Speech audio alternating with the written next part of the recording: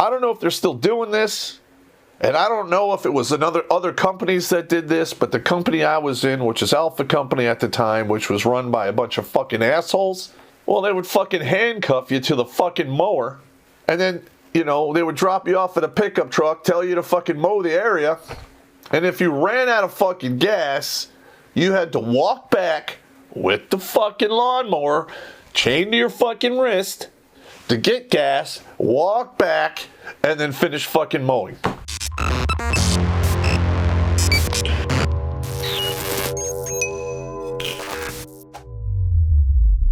All right, Terrence Popp here with another episode of Live from the Lair. All right, we're going to be talking about, yet again, shit jobs. If you go in the military, and I'm sure this is the case of all the other MOSs, they probably have their own different batches of shit jobs. But from all the stories and all the shit that I've ever seen, the infantry, especially the straight leg infantry, gets the shittiest jobs of them all. Okay? Now, I talked in the past about, you know, when I was a driver, when I was in 9th ID, since I had a brain, I wasn't an idiot, I could think on my feet, and I got put forward to drive the Deuce and a Half, which, in my opinion, is a damn fine vehicle because it'll run on mogas, diesel, kerosene, and even thinned out version of oil. You just got to change the governor and shit like that. It's fucking amazing. Why we got rid of it, I have no idea. It was a stick. I think all the vehicles they have now are automatics, because the youth of today just can't seem to have the hand and eye coordination to work a stick and clutch and the steering wheel at the same time, even though they play these crazy fucking video games where they got to watch three dozen different doodads while trying to avoid from getting killed. So I don't get it. When I was sent to driver school, I purposely popped the clutch, put the fucking vehicle in a ditch. They said, fuck you, you're not driving, sent me back to my company, where my first sergeant promptly came out and shooed my ass that I was fucking dogging it, and he knew I could fucking drive a vehicle because I wasn't a fucking idiot. He made a fucking few phone calls. 45 minutes later, I'm heading my way back up to the motor pool to finish out the fucking training. And vada voom, vada ving. I was a Deuce and a Half driver. Now, they wanted me to drive the 5-ton, which I did get schooled up on it, but I wasn't licensed. I could drive it when I was in the field at like Yakima and shit, but I couldn't drive it on open roads and stuff. You can't do that. Back then, you couldn't do that without an actual military driver's license. You couldn't drive it on the roads on post without that. And you sure as shit couldn't drive it off post, without one of those, because holy shit, that would cause all kinds of fucking problems. Now, because I was a driver, I would say I was unfairly fucking put upon to drive, not only for my unit, but for our sister unit, the 247. I was in 347 infantry. I would drive my platoon, 2 squads of the platoon around Fort Lewis to the Nisqually Rainforest for training, and to and from Yakima. And on top of that, for a while, because 247 was having a hard time licensing drivers, because I think they knew it was a shit fucking job, and a lot of their guys were fucking up the fucking test and not passing. Their chain of command didn't fucking drop the hammer on these guys and get them fucking licensed. So not only did I have to drive for the 347, I would be put on assignment to drive for the 247, and I would actually just be their driving bitch. And most of the time, I did it I drove up to Yakima and drove for those guys, I think 4 times for official, maneuvers up at Yakima Fighting Center. And then I drove for them a little bit, on Fort Lewis, but not that much. They would come and fucking tell me like on a Thursday night, hey, pack your shit, because like tomorrow you're going to fucking Yakima with 247. And I'm like, what the fuck? Fuck my plans and my life. I'm just a fucking driving bitch. So most of the time, the guys at the 247 realized that they were fucking me hard, and they took care of me. I got, they never like fucked with me at all.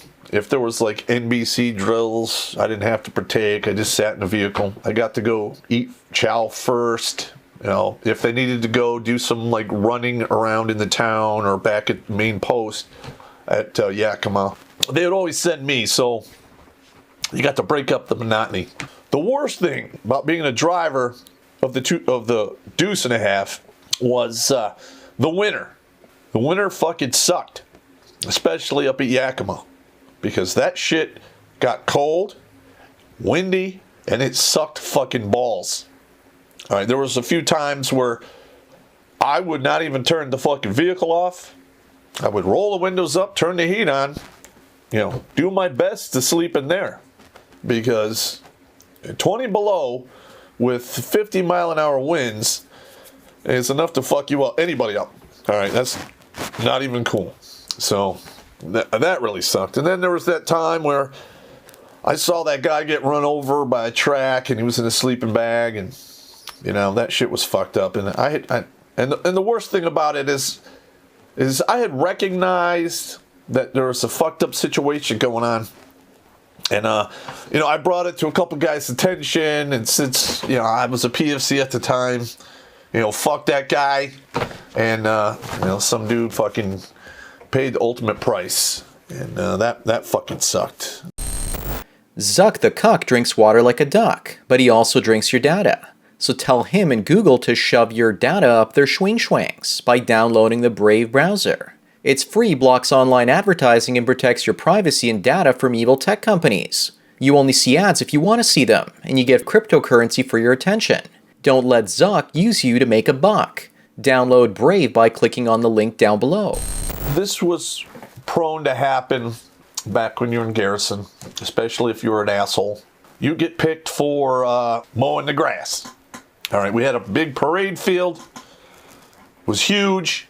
I cannot remember ever walking by there and not seeing some nug fucking pushing a push mower, mowing that goddamn grass. And I used to think it was funny, because I myself never got picked for that shit because I wasn't an asshole. But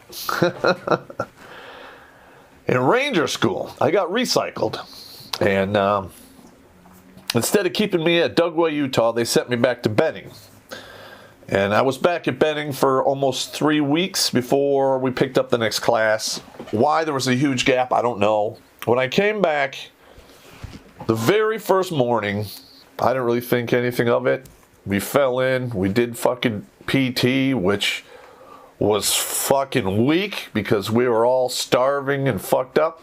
And then, after we did PT, we took a shower, we ate fucking breakfast, and then we mowed grass. Now, I don't know if they're still doing this, and I don't know if it was other companies that did this, but the company I was in, which is Alpha Company at the time, which was run by a bunch of fucking assholes, well, they would fucking handcuff you to the fucking mower, and then, they would drop you off at a pickup truck, tell you to fucking mow the area, and if you ran out of fucking gas, you had to walk back with the fucking lawnmower chained to your fucking wrist to get gas, walk back, and then finish fucking mowing. That was fucking bullshit, if I ever fucking saw it. Now, they would give you would have 2 canteens of water, and they would give you an MRE for lunch, and usually you were by a building that you could find a water spigot if you had to refill your canteens, and you better have some goddamn sunscreen, because in Georgia, in the summer, that shit is hot. People were getting sunburned like it was nobody's business. And I remember mowing the grass on that very first fucking day, and had 2 sergeant majors come out from 2 different units and just yell at me for how fucked up I was, And I don't know if they knew I was a ranger school student or if I was a problem child that was fucking there for extra duty, or, you know, the MPs were fucking doing some shit. I don't fucking know. But anyway, my God, that fucking sucked. All right. Here's another shit job that you do when you're in the infantry or in the engineers. Now, I wasn't an engineer. All right. But I recall me and we had one E5 in charge of us, and there were 6 of us nugs. And we literally put in triple concertina barbed wire with concertina stakes pounded into the ground for just shy of 1,500 meters. That's almost a mile. It took a week to put that shit in. And it was for some big operation, some combined live 5 exercise thing with, you know, tanks and Bradleys and 113s. And I remember we watched the whole thing go down from, you know, a couple hilltops, a couple clicks away. And we thought we were done. You know, hey, we're going to leave the next day. No. The same group of guys who put all that shit in had to tear it all out. And it took pretty much just as long. And they give you these industrial leather fucking gloves that come up to here, and you're fucking with shit, and you're all cut up, and everyone's uniform is shredded, and of course, you know, that's on your own dime to fucking get a new fucking pair of pants and shit like that. But that sucked. Especially when we were dealing with the triple concertina wire, which was literally right up against a trench that was, you know, about 6 to 8 feet deep and about, you know, 5-6 feet wide, because, you know, you could only work on it from one side. You couldn't really get at it from the other unless you're working over your head, which you can't really do that. Okay, you can't work with your hands over your head all day. It's just not feasible. I mean, I'm sure there's some mutant people that can do that, like dudes who put up drywall and ceilings for a living. But, you know, normal infantry grunts are not accustomed to that bullshit. Yeah, that detail, that was a shit job, man. I hated that. And you know, and we ate MREs the whole time. We didn't get the time to go to the fucking chow hall at all. We didn't get any hot food. I mean, it sucked. It just sucked. And the unit we were supporting, they didn't take care of us. And, you know, they're just dicks, man. You know, fuck. I don't know who sucked whose dick to get us to do that, but they could have had their own people doing it, because, you know, as far as I'm concerned, that's a bunch of bullshit. All right, next one. Now, for those of you out there who are not accustomed to how soldiers handle their business in the field or deployed, most of the time they're shitting and pissing in a porta-shitter, usually just shitting and pissing somewhere else. But and while we were in Iraq, especially at Abu Ghraib prison, we would have a civilian contractor come in, a bunch of Hajis who had one of those shit sucker trucks, and they could not be allowed to just drive around the compound willy-nilly, and they had to be escorted by soldiers. And I had to pick soldiers from time to time that had to do that fucking shitty-ass detail. Now, I don't know if you know this, gentlemen, but if you are anywhere near a porta-shitter when it's getting cleaned out, you know, and it's just a big, large vacuum. They're vacuuming out this human feces and whatever nastiness is in that goddamn thing into a tank. And all of that air that they're using for the vacuum is coming out of a vent, which has been enriched with the stink of human shit.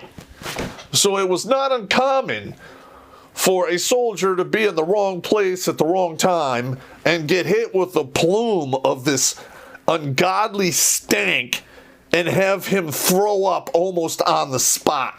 Now, I don't know about you gentlemen, but if that is not a shitty job, figuratively and literally, I just don't know what is. Because that was terrible. Terrible. All right, I don't know how people actually do that for a living on the state side, but no fucking thank you. No. All right, another shit job that I fucking hated was digging crew-served fighting positions. Yeah! Especially when I was in the 9th ID, we would have to dig these fucking holes for the M60 machine guns, and then a different kind of bunker for the 50 cal, and we would have to dig these fucking big ass holes that our Humvees could get down in so they could shoot the Mark 19s over the berm, and the whole vehicle is, basically below fucking ground to be protected from, direct fire weapons, which bullshit. Tank would fucking rip right through that like that. So, I can't tell how many times I had to do that shit, especially when I first got there. Hey, Popp, get the shovel. We're digging the 50 pit. Great. Nice. That, and then a few times where we actually had the 81 millimeter mortars attached to us. Not only did I have to dig the 50 pit, but I had to go back 300 meters and dig the fucking pit for all of the fucking mortars. I think there were like 15 of us digging the fucking the position. And you might think that's a lot of people, but those mortar positions, they're like, 10 meters in diameter and, good 4 to 6 feet deep. And then there's sandbags and camo net over them that you take off before you fire. So, yeah, that sucks. I don't know how the Roman army back in the day would march 20 miles, stop, and then dig a fucking palisade in, and then knock in fucking wood and all that other horse shit to make it like a fortress every fucking day. Fuck that. Fuck it. I mean, just without heavy equipment, all I can say is that shit is just punishing, and I hated it. Now, when I was in the Range Battalion, we almost never did any of that shit, which was, a very welcome thing. The most fighting position I ever dug were mainly hasty fighting positions where you just throw a berm up in front of you. Let's look maybe 2 feet high, and then you're down maybe this far, and you lay in it and you shoot it. It takes probably 40 minutes to dig. Or if you're in Florida Phase Ranger School, 3 fucking hours because you're so goddamn weak you can't even break the goddamn, roots in the ground. Like, I mean, you're as weak as a kitten, so that takes forever. All right. Next one, actually we're at 18 minutes. I think we're going to save the rest of these for the next one. I have 3 here, possibly 5 more, and it's going to take me a while to get these done. All right, anyway. Gentlemen, remember, my book came out. Please support me by purchasing it. And when I get done with the Army stories, I'm going to go into current events, and then I'm going to talk about different aspects of the Warrior's Way, Soldier's Soul, and how it fits into the military and real life. So with that being said, gentlemen, take it easy.